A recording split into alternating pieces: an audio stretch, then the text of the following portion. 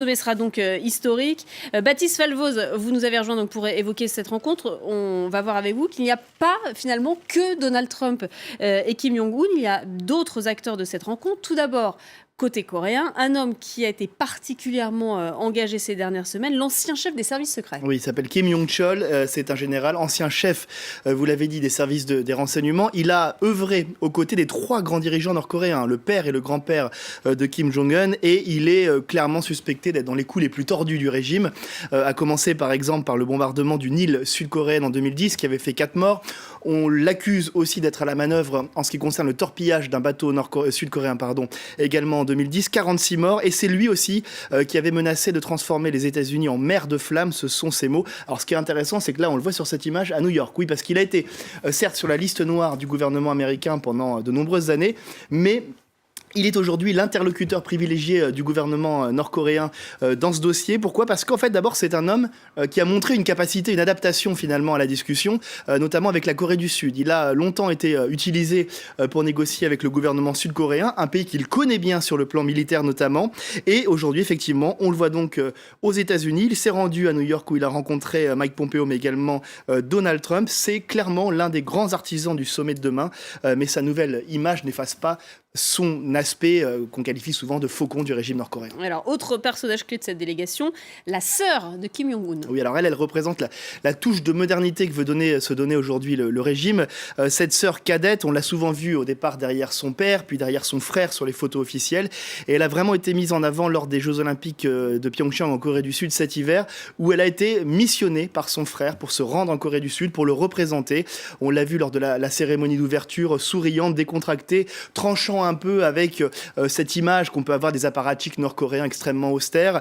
C'est clairement la touche positive, la touche de modernité. Elle est membre aujourd'hui du bureau politique du Parti communiste, la plus haute instance du régime. Elle est aussi en charge de la propagande et donc c'est elle qui, pour certains, aurait façonné un peu cette nouvelle image que veut se donner Kim Jong-un. Alors, parmi tous ces personnages clés, on va voir maintenant côté américain. On a beaucoup vu le secrétaire d'État Mike Pompeo aussi. Oui, alors lui, il se démène depuis des semaines pour ce sommet. Il s'est rendu en Corée du Nord d'abord au mois de mars, lorsqu'il était encore directeur de la CIA, puis au mois de mai, dans ses nouvelles fonctions de secrétaire d'État. Il a rencontré Kim Jong-un en personne, il est resté avec lui 90 minutes, et il est revenu avec 3 prisonniers américains qui étaient détenus en Corée du Nord. Il les a ramenés dans son avion. Lui qui a souvent été qualifié de faucon du régime sur de nombreux dossiers. L'Iran, la Chine, la Corée du Nord a su visiblement se montrer plus pragmatique sur ce dernier dossier nord-coréen. On l'a encore vu aujourd'hui quand il a expliqué que les États-Unis pouvaient, je cite, apporter des garanties de sécurité uniques et différentes donc de ce qui avait été proposé jusqu'ici. C'est visiblement, alors des garanties de sécurité à la Corée du Nord bien entendu, et c'est visiblement lui, Mike Pompeo, qui a aujourd'hui le plus l'oreille de Donald Trump. Beaucoup plus controversé maintenant, un homme qui sera aussi à la table des négociations, John Bolton. John Bolton, conseiller à la sécurité nationale de Trump. Alors lui, on le classe clairement comme le faucon parmi les faucons. C'est un partisan des guerres préventives, des changements de régime. Il a milité pour l'invasion de l'Irak en 2003, lorsqu'il était secrétaire d'État adjoint chargé du contrôle des armes. Il a aussi, alors là, ça concerne directement ce dossier, poussé pour une rupture des discussions avec la Corée du Nord en 2002, alors que ces discussions avaient été initiées par l'administration Clinton dans les années 90.